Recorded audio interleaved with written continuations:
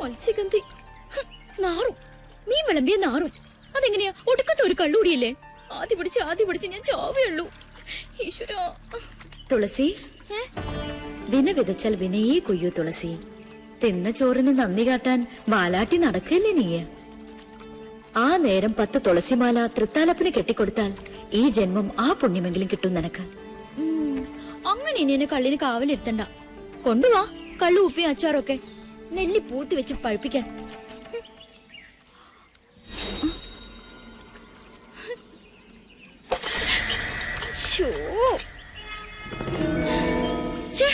ഇതിവിടെ വെച്ചത് ആരാ?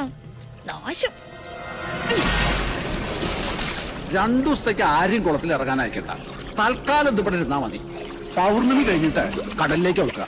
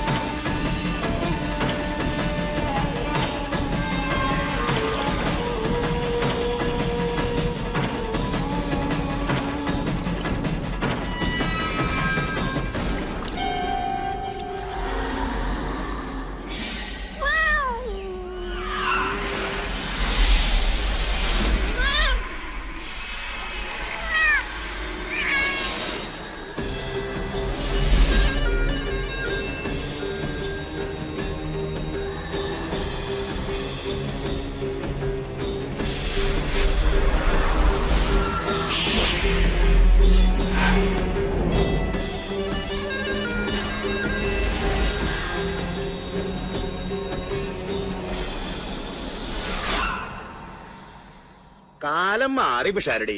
നമ്പൂരാരുടെ ദഹനപ്പരെ കിടന്നറിയിക്കാൻ ഇനി ഷാരത്തെ പെൺകുട്ടികളെ കിട്ടില്ല. നാട്ടിലൊക്കെ നിങ്ങളുടെ കുട്ടിയെ കുറിച്ച് അത്ര നല്ലോന്നല്ല കേക്കണേ. ഇല്ലത്തെ ഉണ്ണിയുടെ വിളിക്ക ആ കേമിയെ.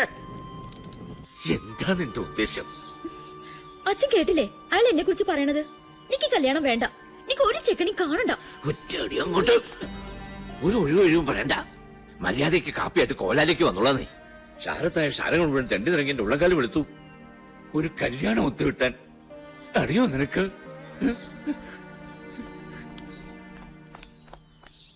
ഈ തുളസി ആരാന്ന് ഇന്ന് ഞാൻ കാട്ടിത്തരണുണ്ട്.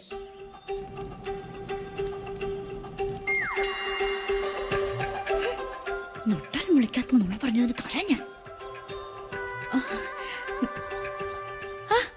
അമ്മാവൻ കാപ്പി കുടിച്ചില്ലല്ലോ. ഇല്ല ശിവരാമ, ചെളി കിടന്നാലും തങ്കം തങ്കം തന്നെയാണ്.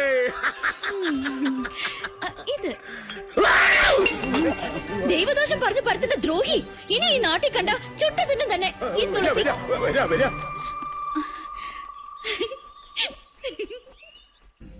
കണ്ടോ നീ ഇത്?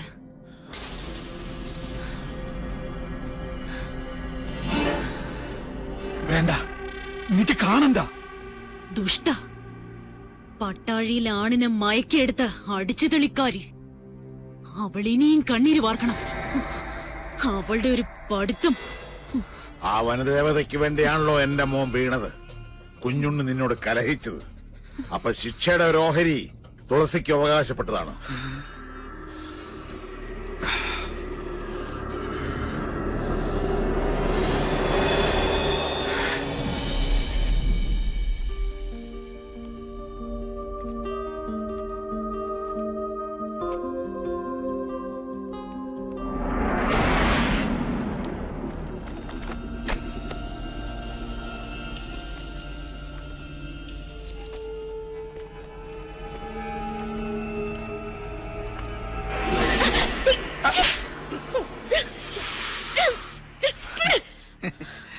ഇലക്ഷനിൽ നീയാണല്ലേ എനിക്ക് ഒപ്പോസ്? അതെടാ, നിന്റെ തെമ്മാടി ഭാഷ ഇവിടെ അവസാനിപ്പിക്കും. അവസാനിപ്പിക്കും ഇന്നു. അതിനു മുൻപേ നിന്നെ എനിക്കൊന്ന്.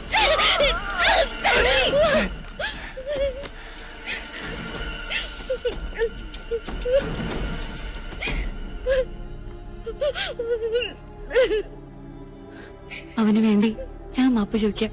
പോരെ? വേണ്ട, അവനോട് ചോദിക്കാൻ എനിക്ക് ആളുണ്ട്.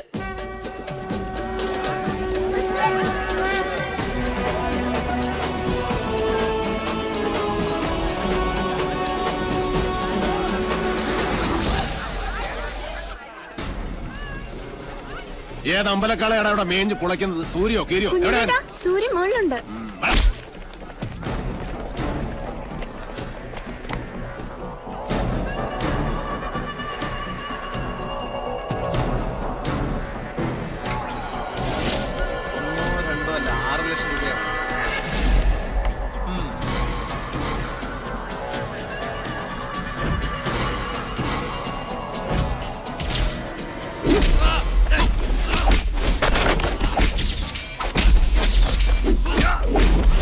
കളി നിന്റെ കമ്പനിക്കാരോട് മതി. ഇത് റേഞ്ച് വേറെ മോനെ.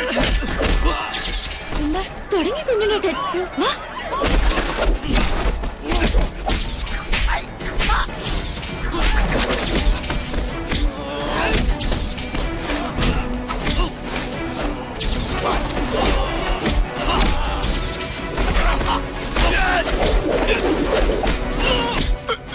പട്ടാഴിയിലെ പെണ്ണിനെ തൊട്ട കയ്യല്ലേ ഇത്? അന്നം തിന്നാനാലും ശരി, ആസനം കഴുകാനാലും ശരി, ഇനി ഇത് നിനക്ക് ഉപകരിക്കണം. ഇപ്പൊ നീ പൊയ്ക്കോ. മേലാൽ കോളേജിൽ എന്നല്ല ഈ ഭൂമി ലോകത്ത് ഏതെങ്കിലും പെണ്ണ് നീ തൊട്ടു എന്നറിഞ്ഞാൽ അന്ന് നിന്റെ കൊടിയോടെ ഞാൻ പട്ടിക്കിട്ട് കൊടുക്കും. മനസ്സിലാടാ? ഓ പൂണൂരിട്ട സൂര്യമോനെ, പോടാ പോടാ പോരെ.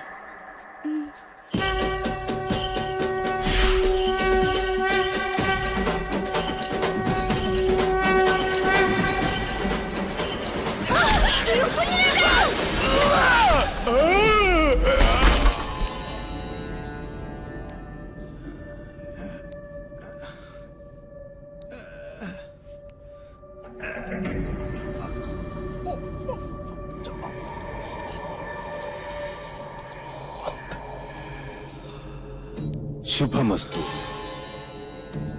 തൃക്കാരമണ്ണ ദുർഗയുടെ മുന്നിൽ ഏട്ടൻ നിനക്ക് വേണ്ടി നടത്തിയ രക്തഗുരുസിയുടെ പ്രസാദ.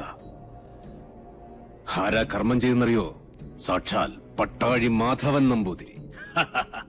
അവന്റെ അനിയന്റെ ജീവന ഞാൻ ദേവിയോട് ചോദിച്ചതെന്ന് പാവം പുറപ്പെടാ ശാന്തി ഇതുവരെ അറിഞ്ഞിട്ടില്ല. പ്രസാദം തരുമ്പോൾ 2 കൈയും വെച്ച് അനുഗ്രഹിച്ചു. ഇച്ഛ പോലെ എല്ലാം നടക്കട്ടെ എന്ന്. മാധവന്റെ നാക്ക് പൊന്നാവട്ടെ. ഏട്ടൻ സാത്വികനാച്ച, അനിയൻ നാസ്തികനാ. ഗിരി, ഒരിക്കൽ കൂടി ആ കുഞ്ഞുണ്ണിയെ ഈ ചെമ്പ്രയിലെത്തിക്കണം. നടക്കുവോ? അത്താണിക്കും മയിൽക്കുറ്റിക്കും മാത്രമല്ല, ഭൂമി ദേവിക്ക് വരെ വില പറയുന്ന അവന്റെ ആർത്തി അത് അവസാനിക്കാത്തടത്തോളം നെല്ലൂർ മന കാണിച്ചു വിളിച്ചാൽ പട്ടിയെ പോലെ വരും. നിന്നെ അവനിപ്പോഴും സംശയമൊന്നും ഇല്ലാലോ? എന്നെയോ? ബെസ്റ്റ് ആക്ടറല്ലേ എടുത്തി? ഒന്നല്ല 3 തവണയാ യൂത്ത് ഫെസ്റ്റിവൽ പ്രൈസ് മേടിച്ചത്. മറന്നുപോയോ? ഈ മണിയൻകോട്ട് ഗിരിയല്ല, ആ എടപ്പാൾ ഗിരീശൻ. രണ്ടും രണ്ടാ. സംഭവങ്ങൾ നടക്കുമ്പോൾ ഗിരീശൻ ബാംഗ്ലൂരിലായിരുന്നല്ലോ. അതുകൊണ്ട് പട്ടാഴിക്കാർക്ക് എന്റെ മുഖം പരിചയമില്ല. കൊല്ലാൻ നിങ്ങൾ ഒരുങ്ങിക്കോ. ഒരു വേട്ടനായെ പോലെ ഇരയെ ഓടിച്ചുകൊണ്ടിരുന്ന കാര്യം ഞാൻ ഇട്ടു. അച്ഛാ, അനുഗ്രഹിക്കണം. ശുഭമസ്തു.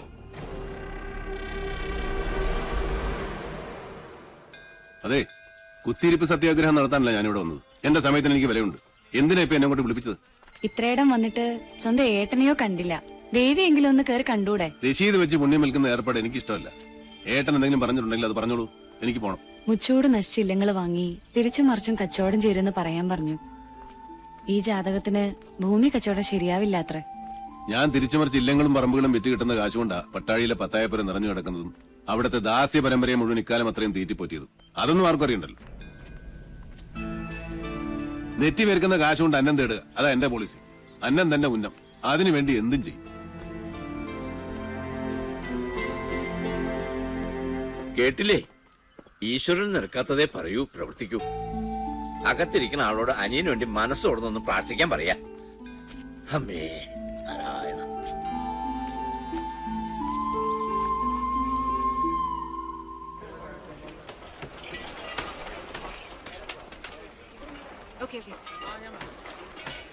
സർ, കൊച്ചിയിൽ നിന്ന് കാസിനോ ജോയ് മനയുടെ കാര്യം എന്തായെന്ന് വിളിച്ചു ചോദിച്ചു.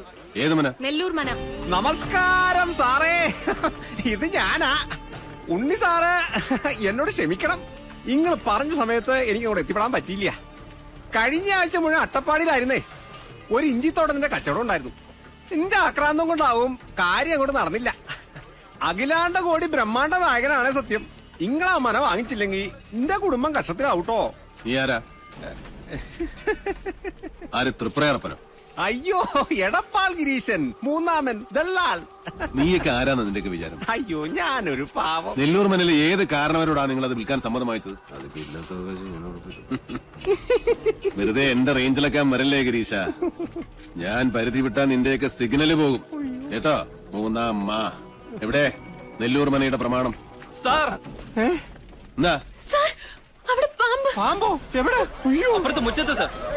നിന്റെ ആദിശേഷാ. നായിന്റെ മോനെ, നിന്റെ തല എപ്പോഴേ പാമ്പിന്റെ വായി കേറി കഴിഞ്ഞിരിക്കുന്നു. കരിനീലിച്ച് കിടക്കാൻ സമയമായടാ നിനക്ക്.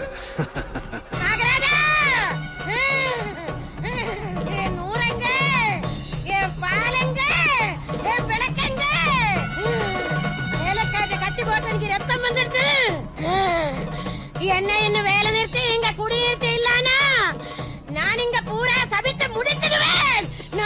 நாகராஜா, ഒന്ന് മാറി. മാറി മാറി.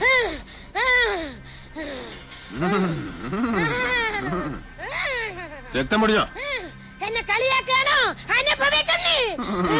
പണ്ട് മുതലെയുള്ള നാട്ടുനടപ്പ് അതല്ലേ. ചെറുമി പുല്ലരിയാൻ കാട്ടിൽ കയറുന്നു, അരിവാള് കൊണ്ട് കല്ല് പൊട്ടുന്നു, കല്ലിൽ ചോര വരുന്നു, പിന്നെ ചൈതന്യം പ്രശ്നം. ജമീലെ, നിർത്തിക്കോ നിന്റെ തുള്ളല്. കള്ളി. ജമീലയോ? പിന്നല്ലാതെ. കഴിഞ്ഞ ആഴ്ച വരെ അവള് ജമീലയായിരുന്നു. പിന്നെ മുരുകനെ കെട്ടി ശിവഗംഗയായി. അടുത്ത ആഴ്ച ഇവിടെ ആന്റണിയെ കെട്ടി കുഞ്ഞുമേരിയാവും. ഓടെ അവിടെ ഓടെ ഒരു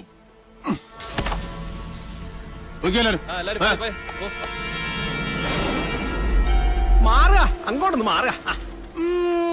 സമ്മതിച്ചിരിക്കണു സാറേ, സമ്മതിച്ചിരിക്കണു. EMS-നും വീട്ടിക്കും ശേഷം നമ്പൂരി സമുദായത്തിൽ പറഞ്ഞ തീപ്പൊരിയാ നിങ്ങള്. സാറേ, കണ്ട കീഴ്ജാതിക്കാര് കയ്യേറണ മുമ്പ് ആ മന പട്ടാഴി മനയോട് ചേരണമെന്നാ ദേവപ്രമാണം. അത് നടന്നേ പറ്റൂട്ടോ. രേഖകൾ പ്രകാരം എവിടെയോ ഒരു അവകാശി ജീവിച്ചിട്ടുണ്ടെന്നാ. അയാളെ ഞാൻ കണ്ടുപിടിച്ച് കൊണ്ടും തരും. ഉറപ്പാ? ഉറപ്പ്.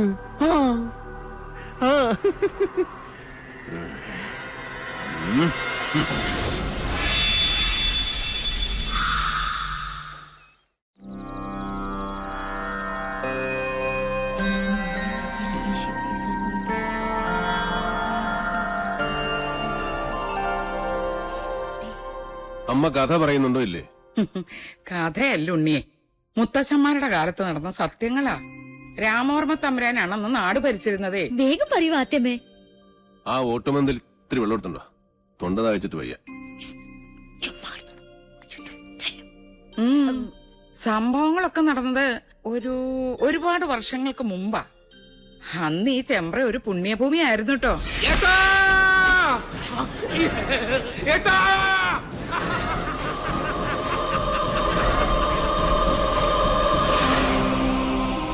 വേദവും മന്ത്രവും ഉരുക്കഴിക്കുന്ന പവിത്രഭൂമിയെ രണ്ടായി ഭാഗിച്ചൊഴുകുന്ന ചെമ്പ്രപ്പുഴ. പുഴയ്ക്കക്കരയും ഇക്കരയും രണ്ടില്ലങ്ങൾ. ഒന്ന് മണിയങ്കോട്ടില്ലവും മറ്റൊന്ന് നെല്ലൂർ മനയും. ശരിക്കു പറഞ്ഞാൽ അനേകം ശിഷ്യ പരമ്പരകളുള്ള രണ്ട് ഗുരുകുലങ്ങൾ. മണിയങ്കോട്ട് വലിയ നമ്പൂതിരിക്ക് മക്കൾ 6 5 ആണും 1 പെണ്ണും. പെൺകുട്ടിയുടെ പേര് സാവിത്രി. കണ്ടാലോ അപ്സര കന്യക. അച്ഛനെ പോലെ തന്നെ ജ്ഞാനിയായിരുന്നു സാവിത്രി. അഞ്ജനം കൊണ്ട് കണ്ണെഴുതി, കുങ്കുമം കൊണ്ട് പൊട്ടുകുത്തി, കസ്തൂരി കളഭങ്ങൾ ചാർത്തി പല്ലക്കിൽ എഴുന്നള്ളുന്ന മണിയങ്കോട്ട് സാവിത്രി വിദ്യാദേവിയുടെ മനുഷ്യാവതാരമെന്ന് ചെമ്പ്രക്കാരെല്ലാം ഒരുപോലെ വിശ്വസിച്ചു. ഒരു നവരാത്രി കാലം മഹാരാജാവ് ചെമ്പ്രയിലേക്ക് എഴുന്നള്ളി.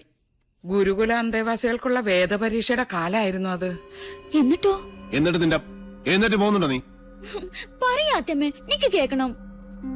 2 ഗുരുകുലവും അപ്പുറവും ഇപ്പുറവും നിന്ന് ചോദ്യങ്ങൾ, തർക്കങ്ങൾ, ബുദ്ധിയുടെ മാറ്റൊരയ്ക്കൽ. മണിയങ്കോട്ട് ഗുരുകുല ഒരടി മുന്നിൽ. ആരാ അവിടുത്തെ നായിക? സാവിത്രി. തവ മാതാ പതിവ്രത. നിന്റെ അമ്മ പതിവ്രതയാണോ? സാവിത്രി, മാതാവിനെയാണ് നീ അപമാനിച്ചത്. ഞാൻ പറഞ്ഞതാണ് സത്യം. ഏതൊരു ബ്രാഹ്മണ സ്ത്രീയും വേലി കഴിഞ്ഞാൽ 4-ാം ദിവസമാണ് തന്റെ പുരുഷനെ പ്രാപിക്കുന്നത്, അല്ലേ? അതെ, അതിനെന്താ? ആദ്യ ദിവസം അവളെ ചന്ദ്രന് സമർപ്പിക്കുന്നതായി സങ്കല്പിക്കുന്നു, 2-ാം ദിവസം ഗന്ധർവന്, 3-ാം ദിവസം പ്രജാപതിയായ അഗ്നിക്ക്. അത് കഴിഞ്ഞ് 4-ാം ദിവസം മാത്രമേ താലി കെട്ടിയ മനുഷ്യന് അവളെ സ്പർശിക്കാൻ പോലും നിങ്ങൾ അനുവദിക്കൂ. അന്നല്ലേ സേകമുഹൂർത്തം. അതുകൊണ്ട് ഞാൻ പറയുന്നു, ഒരു ബ്രാഹ്മണ ഭാര്യയും പതിവ്രതയല്ല. ജ്ഞാനിയാണ് നീ. മണിയങ്കോടിന്റെ മാനം നീ കാത്തു. ഇവിടെ കൊണ്ട് മതിയാക്കാൻ നെല്ലൂരെ. വരട്ടെ, ഒരു ചോദ്യം കൂടി ബാക്കിയുണ്ട്. സാവിത്രിയെ പരാജയപ്പെടുത്തിയാൽ മണിയങ്കോട്ട് ഗുരുകുലം വീഴുന്ന് നെല്ലൂർ കാർന്നോര് നിരീക്ഷിച്ചു. പേരക്കുട്ടിയുടെ പ്രായമുള്ള ആ ജ്ഞാനദേവതയോട് കാർന്നോര് ചോദിക്കാൻ പാടില്ലാത്ത ഒരു ചോദ്യം അങ്ങോട്ട് ചോദിച്ചേ. പഞ്ചേന്ദ്രിയങ്ങളെ ത്രസിപ്പിക്കുന്ന രസങ്ങളിൽ ഏറ്റവും വലിയ രസം ഏത്? മണിയൻകുട്ടി സാവിത്രി എന്തുത്തര പറഞ്ഞേ? പറഞ്ഞില്ലേ, ഉത്തരം കാർന്നോരുടെ മുമ്പിൽ ഓലയിൽ എഴുതി കാണിച്ചു സാവിത്രി. അതേമേ, സാവിത്രി എന്താ എഴുതിയത്?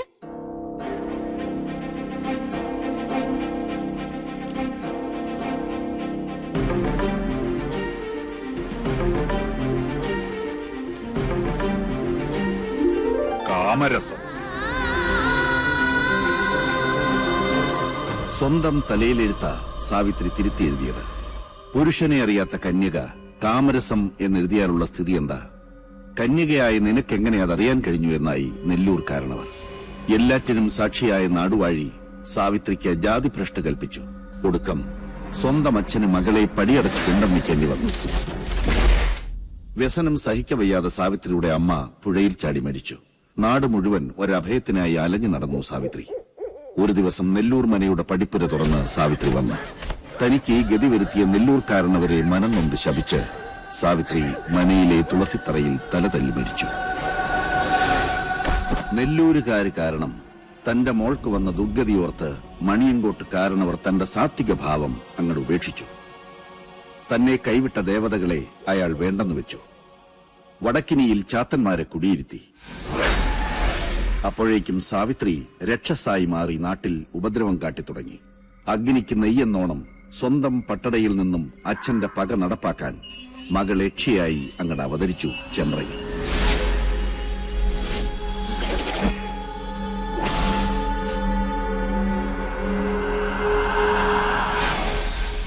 സാവിത്രിയുടെ രക്തം വീണ തന്റെ മനയിൽ അനർത്ഥങ്ങൾ പ്രതീക്ഷിച്ച നെല്ലൂർ കാരണവർ ഉളിയന്നൂർ തച്ചനെ വരുത്തി പുതിയ ഒരു എട്ടുകെട്ട് പണിയിച്ചു. പാലുകാച്ചലും സദ്യയും. ചെമ്പ്രയിൽ ഒരു ഉത്സവത്തിന്റെ ആഘോഷമായിരുന്നു അന്ന്. പക്ഷെ ആ രാത്രി പകവീട്ടലിന്റെ രാത്രി കൂടിയായിരുന്നു. സന്ധ്യാജപത്തിനു വേണ്ടി കുളിക്കാനിറങ്ങിയ നെല്ലൂർ കാരണവരെ നേറിയക്ഷിയായി വന്ന സാവിത്രി അകപ്പകയോടെ കഴുത്തിൽ കോമ്പല് താഴ്ത്തി. പിറ്റേന്ന് ചെമ്പ്രപ്പുഴയിലാണ് കാരണവരുടെ ശവം പൊന്തിയത്. നെല്ലൂർ മനയിൽ അവശേഷിച്ചിരുന്നവരെല്ലാം ജീവനും കൊണ്ട് ചെമ്പ്ര വിട്ട് ഓടിപ്പോയി.